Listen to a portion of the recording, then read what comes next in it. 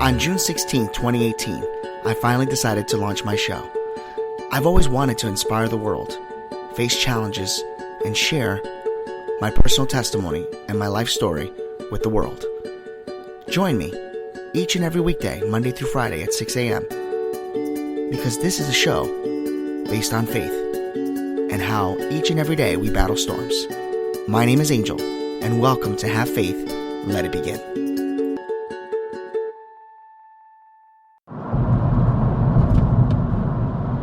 Hello everyone, and welcome to another episode of Have Faith, Let It Begin. My name is Angel. Happy Friday. Today, November 30th, 2018, the last of November, as we get ready to roll right into December. Folks, I want to get started with each and every one of you with a topic that has been festering inside of me for about 2 months now. I don't have a title right now as I'm recording, so I'm sure as I get going, a title will emerge. But for now, it's something that I wanted to talk about because it has been weighing on my heart for a little bit of time. We have spoken many times about forgiveness. We have spoken about what if and what I should or could have done. We have spoken about sadness. We have spoken about happiness. We have spoken about betrayal in different ways. Today I want to talk to you about losing someone, and not by death, losing someone that is very near and dear to your heart. It could be a relationship. It could be a best friend. It could be a colleague. And what I'm getting at is when a situation arises and each party parts ways, where individuals go and they move on with their lives, they consistently put a stranglehold, so to speak, on our hearts.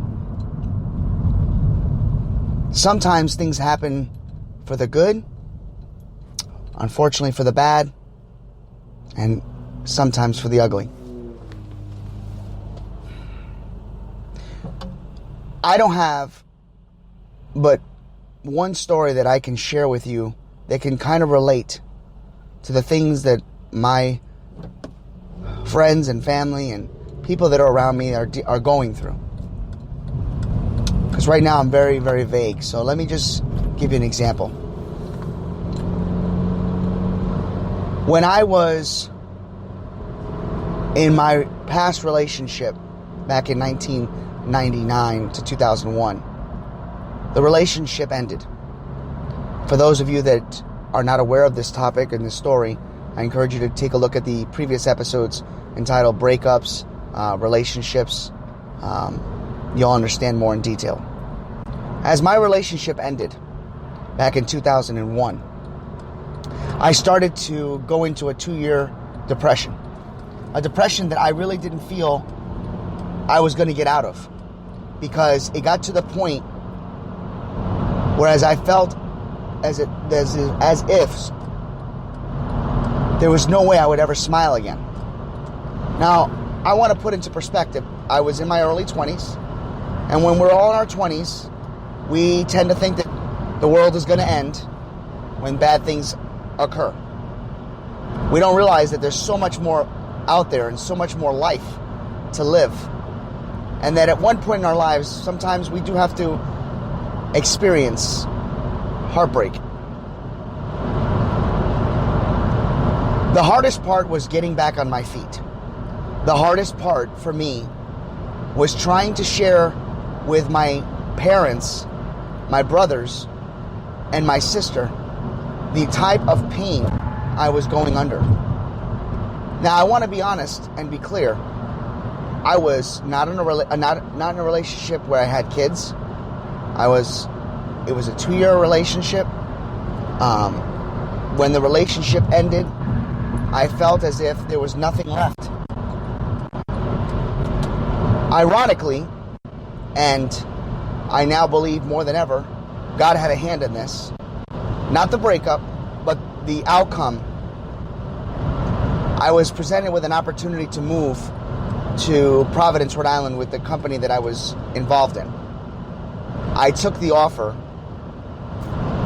and I was able to escape.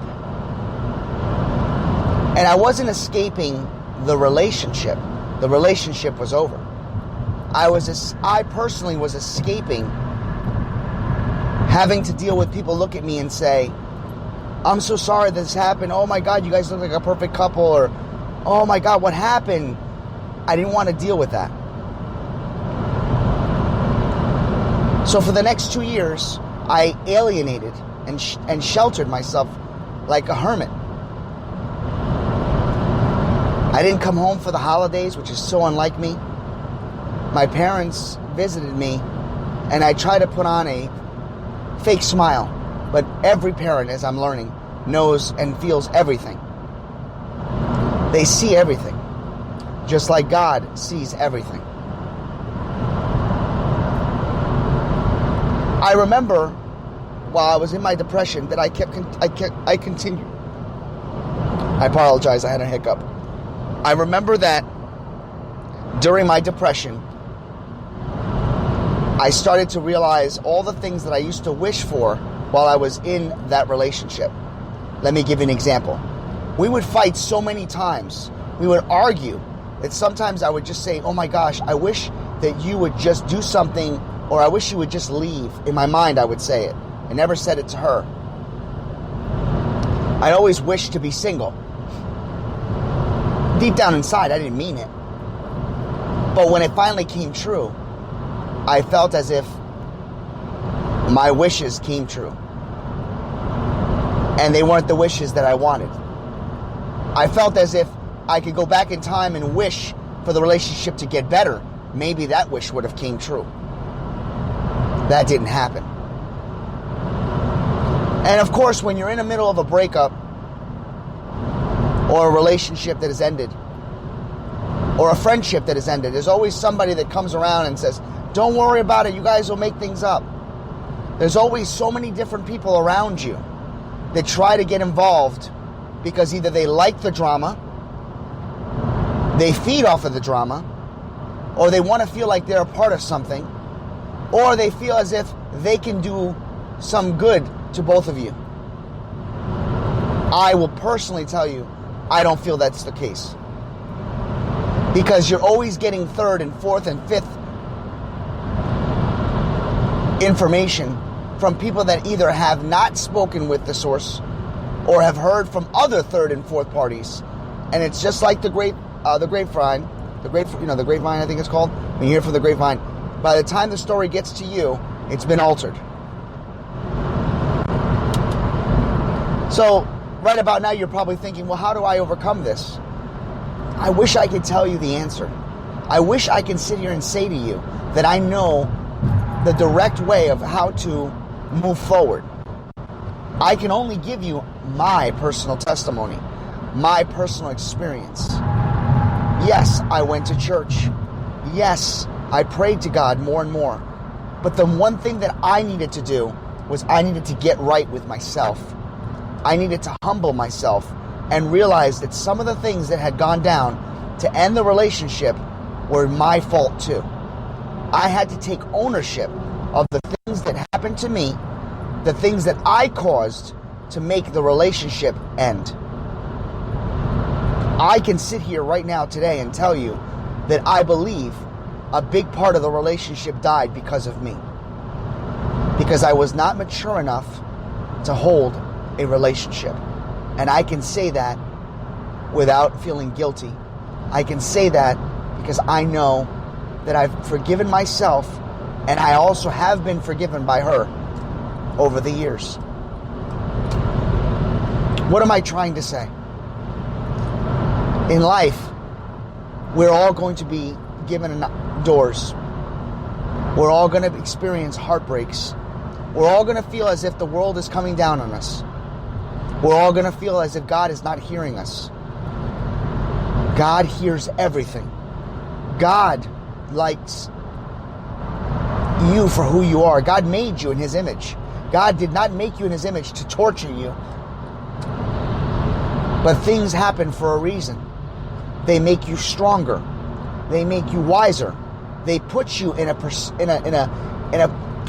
right frame of mind to be able to realize what not to do in the future. Some of you may look at me or judge me right now and say, but this person was my soulmate. I believe this person was my everything. I can't move on with or without them. I understand. I know how that feels. If God believes that you two will be together again, it will present itself one more time. For now, take 5 steps back. Take care of you first. And if you have children, they have to come first. But in reality, you are no good to your children if you're not good with yourself. You are no good to your families if you're no good to your well-being. At this point, if you have that opportunity, you have to put yourself first. And what I mean by that is, you don't shelter yourself or alienate your children or everyone around you. You have to put yourself in a position to identify who are you going to become. Who will you be after this tragedy, this tragic heartbreak that you're going through? And that you can ask God for help. But ultimately, you're going to be the one that has to look in the mirror. You're going to be the one that has to look deep down inside and figure out who you really want to be. Who are you going to become? It is already written. But it's your choice. It's your free will to make that decision. And I can tell you this. You will not fail. You will succeed. You will find your path. Find your door. Find your guide. Find the right road. Make the right turns. Open the right doors. Because God intended you to succeed. And even if years down the road you look up and you notice that the person you thought you were going to spend the rest of your life with was the person you felt should have been a part of your life, instead of looking up, look to your left, look to your right, because it's very possible God has something more for you. God doesn't make mistakes. Things are done for a reason. Children are brought into this world for a reason. Allow them to give you their gifts, their treasures. Allow yourself to do the same to them. Because one day, just like somebody told me, your heartache, your pain, your suffering is going to be a story that you're going to share with the world. And you will help one individual, maybe not thousands, maybe not hundreds, but one day you may tell a story about your personal testimony that will help and inspire others along their way. For Have Faith, Let It Begin. My name is Angel. I pray that God continues to work His magic, that God continues to work His praise, His thoughts, His healing power, His healing hands upon you and your heart as you struggle and battle this difficult storm. Have a great weekend, and God bless you.